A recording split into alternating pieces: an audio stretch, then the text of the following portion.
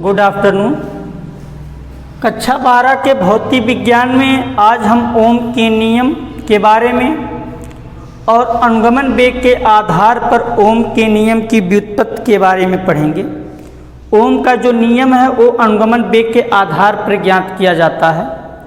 जो आप पिछली कक्षाओं कक्षा 10 में केवल ओम के नियम के बारे में पढ़े थे, लेकिन इसकी कैसे उत्पत्ति होती है हम इस क्लास में पढ़ते हैं, जो अनुगमन वेग के आधार पर बताया जाता है। सबसे पहले ओम का नियम। ओम का जो नियम है, यदि किसी चालक की भौतिक अवस्था जैसे ताप, दाब, सांद्रता आदि में परिवर्तन ना किया जाए तो चालक के सिरों पर लगाया गया विभवांतर एवं चालक में बहने वाली धारा का अनुपात नियत होता है। इसे ओम का नियम कहते हैं। परिभाषा के अनुसार कह रहा चालक के सिरों पर लगाया गया विभवांतर एवं उसमें बहने वाली धारा का जो अनुपात होता है वो एक नियत होता है, अर्थात नियतांक होता है, कांस्टेंट। B/I इक्वल टू नियतांक जो होता है वो आपका वैद्युत प्रतिरोध होता है। तो यहाँ से B बराबर हो जाएगा IR। B बराबर आपका हो जाएगा IR। ये ओम का नियम है। ओम का नियम केवल धात्विक चालकों के लिए ही सत्य होता है, ये धातुओं के लिए ही होता है। और B और I के बीच हम ग्राफ जब खींचते हैं तो ग्राफ जो हमारा प्राप्त होता है वो सरल रेखा का ग्राफ प्राप्त होता है। ग्राफ जो हमारा प्राप्त होता है B और I के बीच वो सरल रेखा का ग्राफ प्राप्त होता है। तो ये जो फार्मूला हमारा B बराबर IR है वो हम अनुगमन वेग के आधार पर ज्ञात करते हैं। और अक्सर आपसे पूछा जाता, बहुत ही इम्पोर्टेंट है, आपसे ओम का नियम ना पूछ करके वो पूछेगा अनुगमन वेग किसे कहते हैं। इसके आधार पर या इसकी सहायता से ओम के नियम की व्युत्पत्ति कीजिए। तो आइए हम ज्ञात करते हैं अनुगमन वेग के आधार पर। अनुगमन वेग के आधार पर ओम के नियम की व्युत्पत्ति। माना कोई एक चालक तार है, इस चालक तार की जो लंबाई है वो L है और इसके अनुप्रस्थ जो काट का क्षेत्रफल है वो आपका कैपिटल A मीटर स्क्वायर है। और इस चालक तार में अगर I एम्पियर धारा प्रवाहित कर जा रही है, उसमें जो मुक्त इलेक्ट्रॉनों की संख्या स्मॉल n अगर हो तो चालक तार में कितनी धारा प्रवाहित होगी। तो चालक लिटरेचर आपको लिखना होता है निगमन करने के दौरान कि माना एक चालक तार है जिसकी लंबाई L है तथा उसके अनुप्रस्थ काट का क्षेत्रफल कैपिटल A है, तो उसमें प्रवाहित धारा जो आपकी होगी, प्रवाहित धारा स्मॉल I बराबर NE AVD। VD आपका अनुगमन वेग है। इसको आप समीकरण 1 बना लीजिए।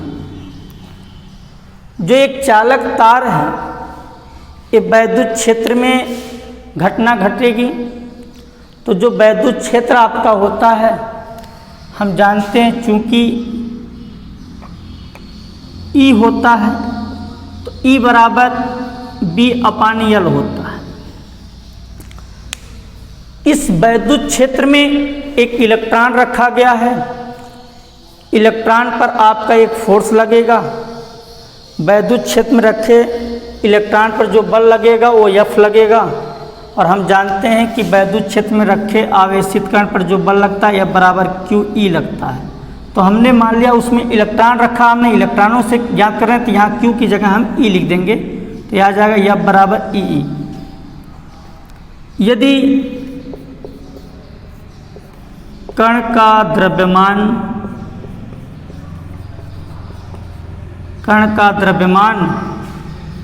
m हो तब त्वरण A बराबर F/m। A बराबर F की जगह हम लिख देंगे E/m। चूंकि हम जानते हैं जो ई आपकी वैद्युत क्षेत्र की तीव्रता है तो ई बराबर B/D या B/L होता है, तब आपका ए बराबर हो जाएगा ये ई की जगह रख देंगे V/L, EV में ML हो जाएगा। ए त्वरण की वैल्यू आ जाएगी। वैद्युत क्षेत्र की अनुपस्थिति में अगर माना जो कण है उसका वेग u1 है, क्योंकि अनेक कण होते हैं वो आपस में टकराते रहते हैं। इसके पीछे हमने सरांतिकाल माध्यमुक्त पथ के बारे में आपको बताया है। तो कण आपस में टकराते हैं, टकराने के बाद उनके जो वेग होते हैं वो बदलते जाते हैं। तो जो माना आपका वैद्युत क्षेत्र की अनुपस्थिति में जो कण का वेग हो u1 है, फिर वैद्युत क्षेत्र की उपस्थिति में जो वेग होगा कण का वो ए टाउ बढ़ जाता है। पहले जो आपका कण का वेग था वो मान लिया u1 था पहले कण का वेग, दूसरे जो कण का वेग होगा वो u2 होगा। ऐसे जितने भी कण रहेंगे उनके वेग अलग अलग रहेंगे और निरंतर बदलते जाते हैं। तो माना वैद्युत क्षेत्र की जो उपस्थिति में उसका जो वेग होता है वो ए टाउ बढ़ जाता है। तो अगर पहला कण रहेगा तो पहली सरांतिकाल हो जाएगी, दूसरा कण रहेगा तो दूसरा सरांतिकाल होगा। इसी प्रकार जितने भी कण रहेंगे उतने सरांतिकाल होते जाएंगे। तो माना n कण है, तो जो n कण होगा और उन दोनों का जो वेग होगा अर्थात जो उष्मीय वेग होगा वो अनुगमन वेग के मान के बराबर होता है। तो उष्मीय वेग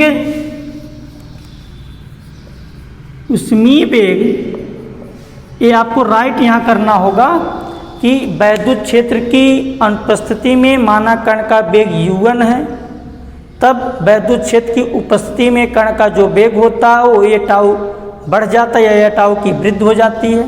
अतः कण का उष्मीय वेग u प्लस ए टाउ हो जाता है।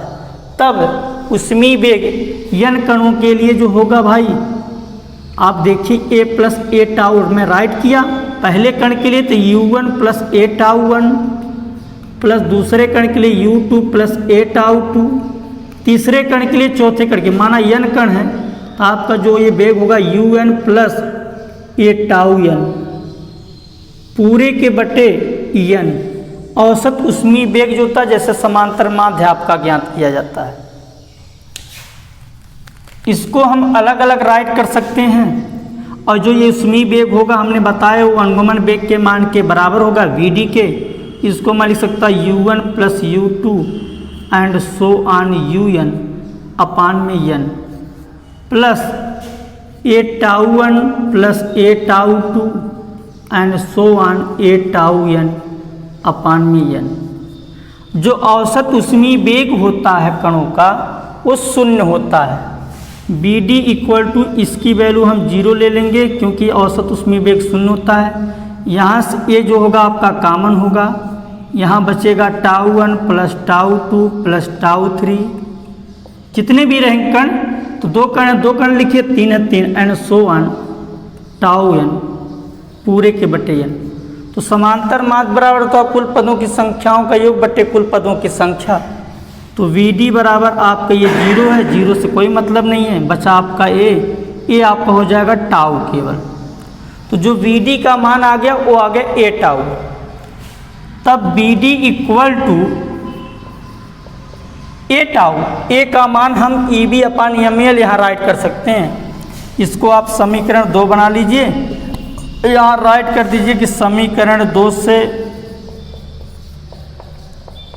ए बराबर EB अपान में ML लिखने पर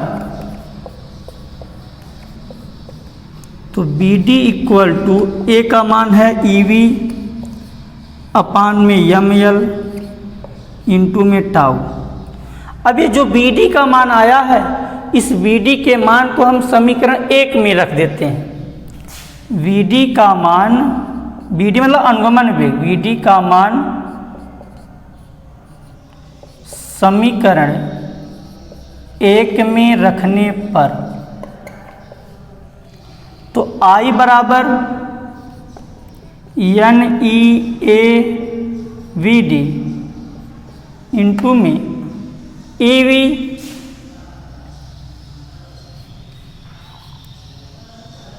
इंटू में आपका टाउ अपान में यम एल, तो ये हो जाएगा आई बराबर एन ई है तो ई स्क्वायर इंटू में N E A V D. तो एन ई ए और वी डी का जो मान है वो हमने यहाँ तक राइट कर दिया, तो वी डी नहीं लिखेंगे, ई वी इंटू टाउ अपान एम एल। इसको हल करेंगे तो एन ई स्क्वायर ए और वी इंटू में टाउ अपान में एम एल। तो यहाँ से अगर हम इसको करें तो ये बी अपान आई हो सकता है, क्योंकि एम एल का गुणा आई से होगा, तो यहाँ हम एम एल लिख दें और यहाँ नीचे आपका N E square A into tau. अगर इसको आप हल करेंगे सेम में ही वैल्यू आएगी, तो B upon I equal to M L upon N E square A into tau write कर सकते हैं। तो ये जो B upon I equal to इतना आर होता था, तो जो एम एल अपान में N E square A into tau है, ये आपका आर ही है, लेकिन ये धातुओं के लिए केवल होता है। तो बी अपान आई जो है यहाँ लिखेंगे आर बराबर एम एल अपान में N E square A into में टाउ। तो आर बराबर आपका ये हो गया, तो बी अपान आई का जो मान होगा वो आर हो जाएगा, अतः बी बराबर आई आर। ये आपका ओम का नियम है। इस प्रकार आपसे पूछा जाता है अनुगमन वेग किसे कहते हैं, इसके आधार पर ओम के नियम की व्युत्पत्ति कैसे की जाती है, इसको आप इस प्रकार से हल कर सकते हैं। अगली जो टॉपिक आपकी है वैद्युत ऊर्जा। वैद्युत ऊर्जा क्या होती है? जब किसी चालक को बैटरी से जोड़ देते हैं तो बैटरी जो होती है वो चालक को चलाने में ऊर्जा व्यय करती है, और उस व्यय ऊर्जा की मात्रा को वैद्युत ऊर्जा कहते हैं। जैसे कोई बैटरी है, उस बैटरी से हम किसी फैन को या प्रेस, कोई भी हम बिजली का जो यंत्र है उसको जोड़ेंगे, तो जो बैटरी होती है वो बिजली के फैन या प्रेस को चलाती है। तो प्रेस या बिजली के फैन को चलाने में बैटरी अपनी एनर्जी वेस्ट करती है। जो एनर्जी वेस्ट करती है उसी की मात्रा को जो है हम वैद्युत ऊर्जा कहते हैं। वैद्युत ऊर्जा को हम लोग W से व्यक्त करते हैं, और W बराबर आपका होता है BQ होता है। जो वैद्युत ऊर्जा होता है उसको W से प्रदर्शित करते हैं, और W बराबर आपका होता है BQ। अब ये पहला फार्मूला हो गया। अगर हमको V की वैल्यू दी गई है, Q की वैल्यू नहीं पता है, तो हम यहाँ पर Q बराबर I इंटू लिख सकते हैं। हमने आपको पिछले लेक्चर में पढ़ाया है Q बराबर I इंटू टी लिखने पर, तब आपका W बराबर हो जाएगा VIT। W और VIT हो गया। एक बार हम B का मान चेंज करेंगे और एक बार I का मान चेंज करेंगे, तो हमारे पास दो फार्मूले प्राप्त होंगे। तो एक बार हम B बराबर IR रखेंगे, तब आपका W का जो मान प्राप्त होगा वो आपका हो जाएगा IR गुणे में I इंटू में T। तो W बराबर I स्क्वायर R इंटू में T मात्रक जूल आपका हो जाएगा। और एक बार I बराबर B अपान R राइट कर दीजिए। यहीं से B बराबर I की जब वैल्यू निकालेंगे तो B अपान R हो जाएगा। I बराबर B अपान R रखने पर तो W इक्वल टू आपको हो जाएगा, I की जगह रखेंगे तो ये हो जाएगा B square upon R square into में R इंटू में T। R से R कट जाएगा एक, तो बचेगा W equal to B square T upon में R।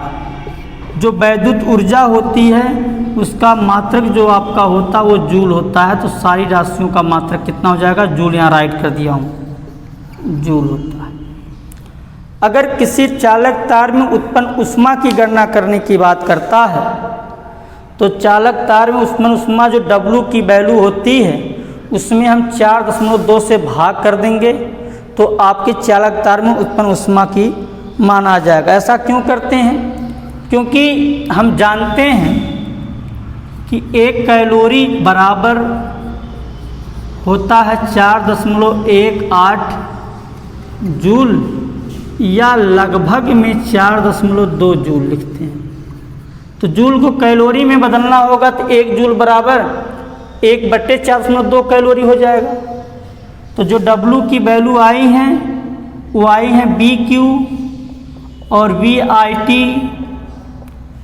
और आपका I² R इंटू T और V² T/R, ये W की वैल्यू आई।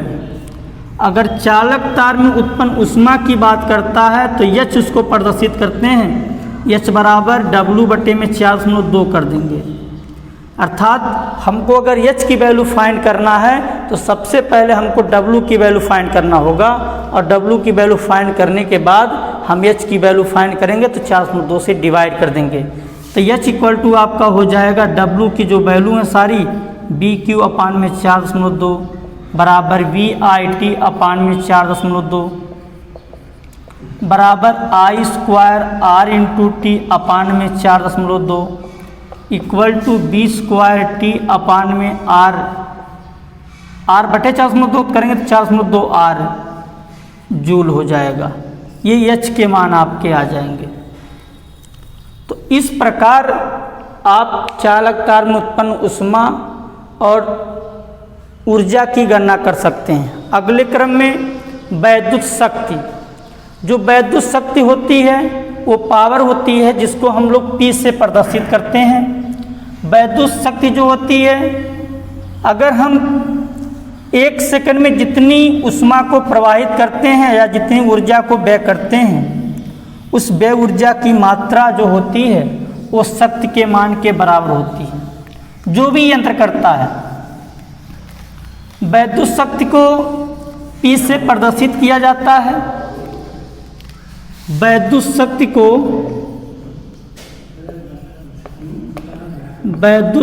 को P से प्रदर्शित करते हैं। इसे सामर्थ्य भी कहा जाता है शक्ति को। तो इसे हम लोग P से प्रदर्शित करते हैं। P से प्रदर्शित करते हैं। वैद्युत जो शक्ति आपकी होती है वो P बराबर होता है W/T। इसका जो मात्रक होता भाई वो जूल प्रति सेकेंड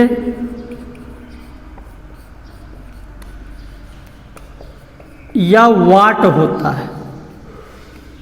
तो जिस प्रकार हमने वैद्युत ऊर्जा का फार्मूला प्राप्त किया उसी प्रकार वैद्युत शक्ति का भी प्राप्त कर सकते हैं। आइए देखते हैं। पहला जो हमारे पास फार्मूला है W/T है। तो W की वैल्यू अभी हमने लाया है कि VIT होता पहला फार्मूला। तो W बराबर VIT यहाँ रख देते हैं। तब आपका P का जो मान आ जाएगा VIT/T, T से T कैंसिल हो जाएगा, P बराबर आपका हो जाएगा VI। एक बार V की वैल्यू चेंज करिए, एक बार I की वैल्यू चेंज करिए। तो B बराबर IR रखने पर जो फार्मूला बनता है उसी फार्मूले में हम चेंज करते हैं। B बराबर IR रखने पर तब आपका P का जो मान होगा यहाँ रखेंगे IR गुणे I, तो ये आपका हो जाएगा I²R। मात्रक आपका वाट लिखिए या जूल प्रति सेकेंड, अक्सर वाट ही लिखा जाता है। फिर आप जो है I बराबर B/R रखते हैं। B/R रखने पर तब P बराबर आपका हो जाएगा B² R इंटू में R, तो R से R काट देंगे, ये आ जाएगा P बराबर B² R मात्रक वाट। अगर आप इसी फार्मूले में पहले आप I की ही वैल्यू चेंज करते हैं, B की वैल्यू नहीं चेंज करते हैं तो भी यही फार्मूला आएगा। ये नहीं कि पहले हमने V का मान चेंज किया, I का नहीं चेंज किया, ऐसा नहीं। आप किसी का भी मान चेंज कर लीजिए। देखिए मैं आपको दिखा रहा हूँ, P बराबर VI है, हमने यहाँ पर देखिए V की वैल्यू चेंज किया था, मैं I की वैल्यू चेंज करूँगा तो I इक्वल टू B/R रखोगे तो ये आपका आएगा V²R। तो ये B²R तो यही आया ना। तो जो फार्मूले बनते जाते हैं उसी फार्मूले में आप चेंज करिए। P बराबर VI तो रखेंगे तो ये आपका आ जाएगा। इसी प्रकार I बराबर बी अपन आर रखेंगे तो P बराबर बी स्क्वायर अपन आर आ जाएगा। प्यारे बच्चों, आज इतना ही। अगले क्रम में हम इन टॉपिकों पर आधारित आपको सवाल बताएंगे। धन्यवाद।